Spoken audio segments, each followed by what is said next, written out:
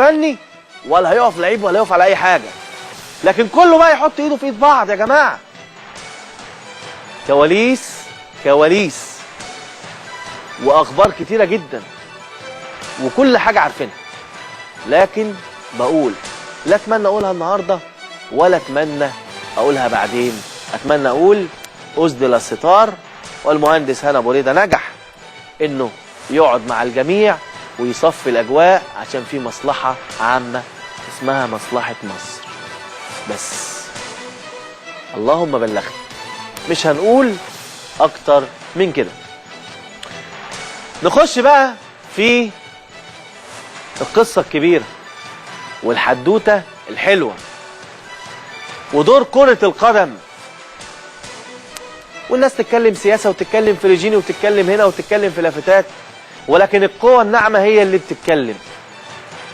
وضربه حلوه قوي وماتش حلو قوي وقيمه كبيره قوي. الاهلي وروما كلنا كنا نتمنى ان المباراه تكون في القاهره. كلنا كنا نتمنى، زي ما كلنا عارفين انها ما كانتش تنفع تتلعب في القاهره،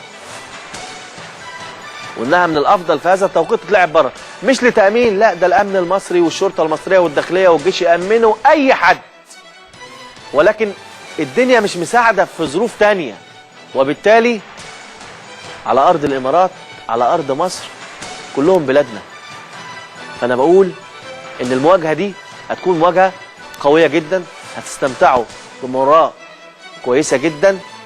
الاهلي لعب انديه عالميه من سنه 54، من الخمسينات، والاهلي بيلعب المنتخبات العالميه ومنتخب المجر وانديه كتيره.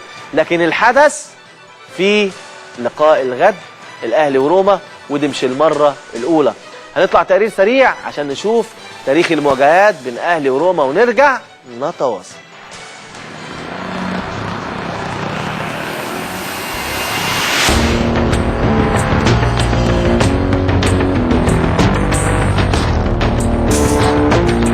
ساعات وتنطلق مباراة الأهلي وروما، لقاء الحضارات والتاريخ.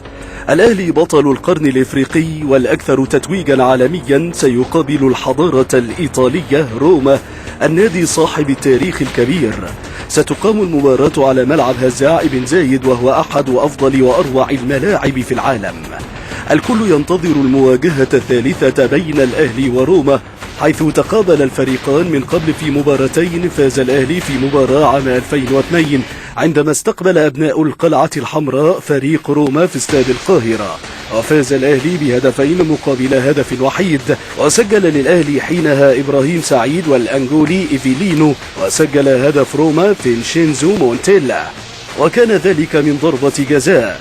كانت المباراة الثانية عام 2008 استطاع فريق روما تحقيق الفوز بثلاثية نظيفة، وكان الفريق الإيطالي يستعد للسوبر أمام إنتر ميلان، وسجل لروما وانتهت بفوز الذئاب ب3 أهداف نظيفة لكل من إسبوسيتو وماتيو وديفيد بيتزارو.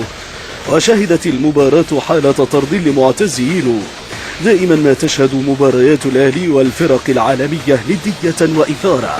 الجميع ينتظر مواجهة قوية يوم غد بين أبناء القلعة الحمراء ونجوم الدوري الإيطالي، ومواجهة أخرى بين مارتن يول المدير الفني المخضرم صاحب الخبرات الأوروبية، وبين سباليتي المدير الفني الرائع الذي نجح في تغيير مسار الفريق الإيطالي بعد توليه المسؤولية، وحقق سلسلة من الانتصارات الرائعة.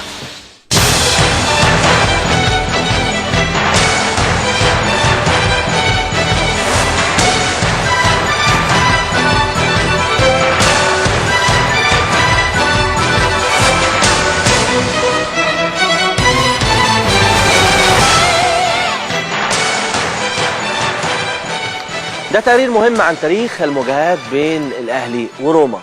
اهتمام غير عادي في الإمارات، واهتمام على قدم وساق وتأمينات عالية جدا لفرقة روما وكمان فرقة النادي الأهلي. وزي ما انتم كنتوا تابعين وعارفين، وقلنا لكم ان التأمين هيكون على الفرقتين زي بعض تماما، يمكن كمان علشان موجودة جاليات مصرية كتيرة في الإمارات التأمين على النادي الأهلي أكتر، ولكن إن شاء الله المباراة تعدي على خير. طبعا النادي الأهلي أنهى طبعا تدريباته النهارده واستعداداته، كذلك فريق روما انهوا تدريباتهم. بكره ان شاء الله الجمعه قبل موعد المباراه. الفرقتين هينتقلوا من دبي الى العين، يلعبوا المباراه ويرجعوا تاني لدبي، وبمشيئه الله يعني تاني يوم فريق الاهلي هيرجع بالسلامه. عندنا تفاصيل كتير وعندنا كلام كتير، لكن الكلام المهم بعد الفاصل. وهستقبل طبعا الناقد الرياضي المتميز ودايما بيتكلم في الكره الايطاليه عمر عبد الله اللي معانا النهارده في حلقه خاصه عشان نتكلم عن كل الامور اللي تخص مباراه الاهلي وروما.